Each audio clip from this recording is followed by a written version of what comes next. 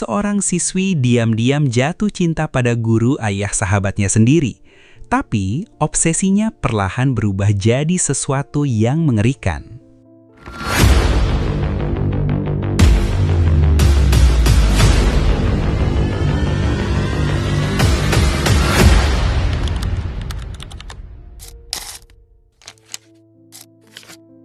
Cerita ini berlatar di Amerika Serikat, tepatnya di sebuah SMA. Semua bermula dari seorang petugas sekolah yang bekerja shift malam. Tugasnya berkeliling sekolah dan memastikan semuanya aman selama 24 jam. Namun malam itu, sesuatu yang aneh terjadi. Saat sedang patroli, tiba-tiba muncul seorang gadis dengan napas terengah-engah. Tapi sebelum sampai ke momen itu, kita dikenalkan dulu dengan Chris, seorang duda berkarisma yang punya seorang anak perempuan bernama Riley.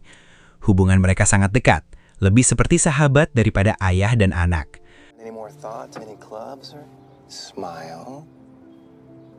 Riley bersekolah di SMA yang sama, tempat Chris kini menjadi guru bahasa Inggris baru.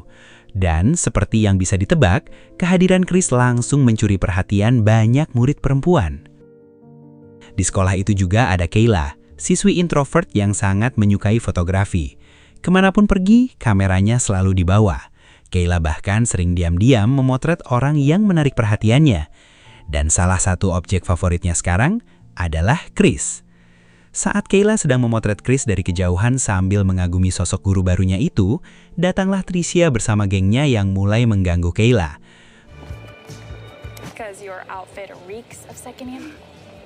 Mereka memaksa Kayla memotret mereka sambil membuli seperti biasa. Tapi Tricia tidak sadar, kali ini ia sedang mengusik orang yang salah. Meski terus diganggu, Kayla memilih diam dan menahan emosinya. Saat pelajaran dimulai, Chris langsung memperhatikan Tricia yang sibuk bermain ponsel di kelas. Chris menegurnya dengan tegas. Anehnya, Tricia malah salah tingkah dan merasa senang diperhatikan guru tampan itu.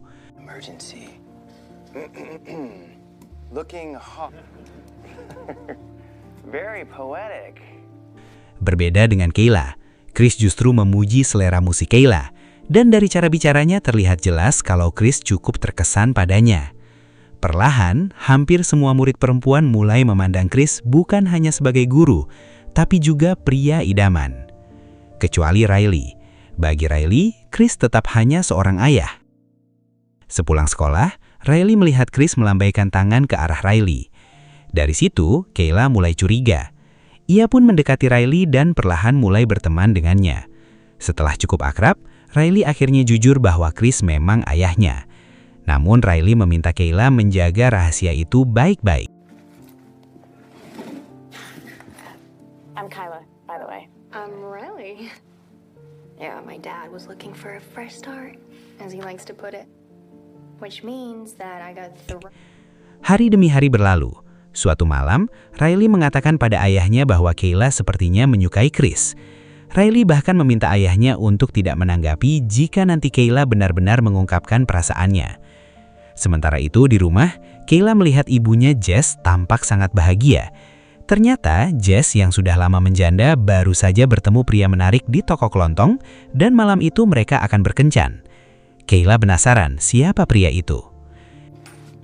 The guy I met at the grocery store. I will tell you when things become real. Okay? Dan keesokan harinya, semuanya mulai terasa aneh. Hubungan Kayla dan Riley semakin dekat. Mereka saling bercerita tentang keluarga masing-masing. Riley mengungkapkan bahwa ibunya dulu sering berselingkuh, sementara Kayla menceritakan bahwa ayahnya sudah meninggal sejak ia kecil. Percakapan itu membuat hubungan mereka terasa lebih dalam. Namun di sisi lain, perasaan Kayla terhadap Chris semakin kuat. Bahkan suatu hari, Kayla diam-diam masuk ke ruang guru dan berbaring di tempat Chris, membayangkan sosok pria yang diam-diam ia kagumi. Sementara itu, Tricia mulai kembali mencari perhatian Chris dengan berbagai cara. Namun, Chris tetap sikap dingin. Yes, Trisha, go ahead. My pencil broke. Back up. I just don't really like the idea of a backup, and I never settled. Tak lama kemudian, Tricia mendekati Riley dan mengatakan bahwa ia tahu Chris adalah ayahnya. Dari kejauhan, Kayla menguping pembicaraan mereka. Setelah Tricia pergi, Kayla memperingatkan Riley bahwa dulu Tricia pernah membuat seorang guru sejarah kehilangan pekerjaan karena hubungan yang tidak pantas. Kayla tidak ingin hal yang sama terjadi pada Chris. Look, she's done this before. What do you mean? They started meeting up after school really often. We never were told why, but I'm pretty sure Trisha had something. Hubungan Kayla dan Riley pun semakin dekat. Hingga suatu hari, Riley bercerita bahwa ayahnya sedang dekat dengan seorang wanita yang ditemuinya di toko kelontong. Dan benar saja, tak lama kemudian bel rumah berbunyi. Di depan pintu berdiri Chris sambil membawa bunga untuk Jess. Saat itu juga, Kayla sadar bahwa pria yang disukai ibunya adalah Chris. Rasa cemburu mulai tumbuh dalam dirinya. Kayla sengaja menumpahkan air ke baju Chris dan mulai mencari cara untuk mengganggu hubungan mereka. You're gonna make me blush. Oh, yeah, I doubt that. Oh, sorry. So you met Kyla, my daughter. What? Oh my God. What's funny? When you talk about Kyla. I'm so sorry. Sorry. Kyla. Oh my God. Malamnya, Kayla berpura-pura ketakutan karena merasa ada seseorang yang mengintip dari luar jendela. Karena khawatir, Jess dan Chris memutuskan tidur di ruangan yang sama dengan Kayla agar merasa aman. Keesokan paginya, Kayla terus mencari kesempatan untuk dekat dengan Chris. Di sekolah, hubungan Kayla dan Riley sempat renggang karena Riley mulai mempercayai omongan Tricia tentang masa lalu Kayla dengan guru sejarah. Namun akhirnya mereka berdamai setelah Kayla menjelaskan semuanya. Mr. Sumner. Whatever. Well, that's interesting because, being the fact that she wasn't even in his history class. Well, she's lying to you. Kayla mengaku dulu justru guru sejarah itulah yang mendekatinya lebih dulu. Tak lama kemudian, foto selfie aneh Kayla tersebar di seluruh sekolah. Kayla malu besar. Chris mencoba menenangkannya, namun momen itu dilihat Riley dan menimbulkan salah paham. Meskipun begitu, hubungan mereka akhirnya kembali membaik. Sampai suatu malam, saat Jess sedang bersiap berkencan dengan Chris, Kayla diam-diam membuka ponsel Chris yang tertinggal. Di sana muncul pesan vulgar dari seseorang yang mengatasnamakan Tricia. Jess melihat pesan itu dan langsung marah besar pada Chris. Hubungan mereka pun berakhir malam itu. New student in my life, okay? Oh, okay. Not what you think it is. Namun, ternyata semua pesan itu dikirim oleh Kayla sendiri menggunakan nomor palsu. Rencananya berhasil. Keesokan harinya, Tricia justru ditangkap polisi karena dianggap penyebar foto Kayla dan pengirim pesan itu. Padahal, semua itu hanyalah manipulasi Kayla. Hey, you having trouble with memory? Trisha, let me right now, please. Why?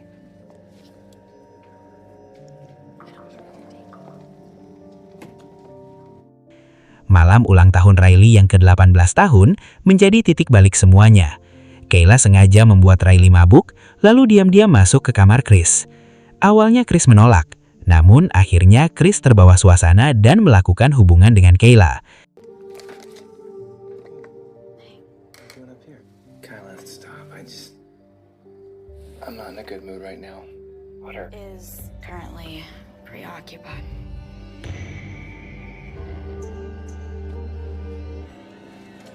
Are you kidding me? Sayangnya, Riley memegok semuanya. Riley marah besar dan pergi meninggalkan mereka. Chris mencoba mengejar, namun Kayla justru meminta Chris tetap tinggal bersamanya. So she's been doing this for a while. As long as I've known her. Look, just stay. She'll come back.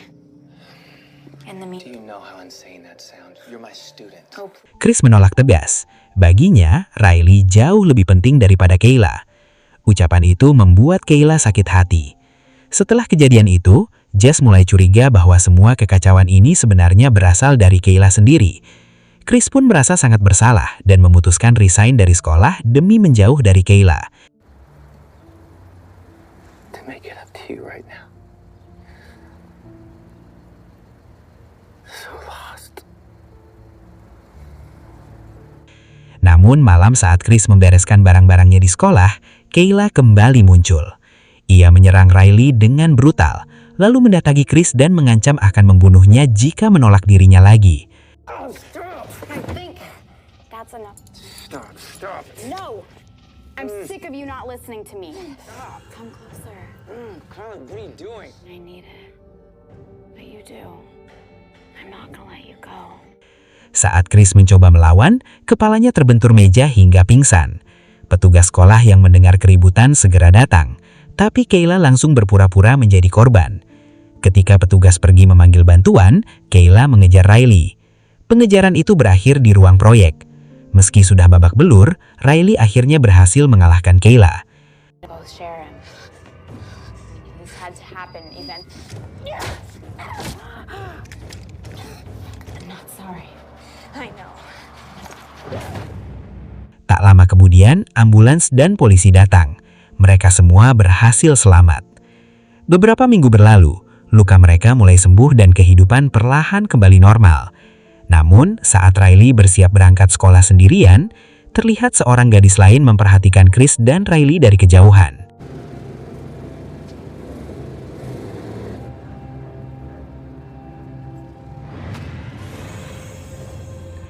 Dan itu menandakan mungkin semuanya belum benar-benar berakhir. Obsesi yang terlihat seperti cinta kadang bisa berubah jadi sesuatu yang berbahaya. Gimana menurut kalian ending film ini? Tulis pendapat kalian di kolom komentar ya. Jangan lupa like, komen, dan subscribe supaya nggak ketinggalan cerita menarik lainnya di Veil of Shadow. Saya Bang Shandy undur pamit. See you.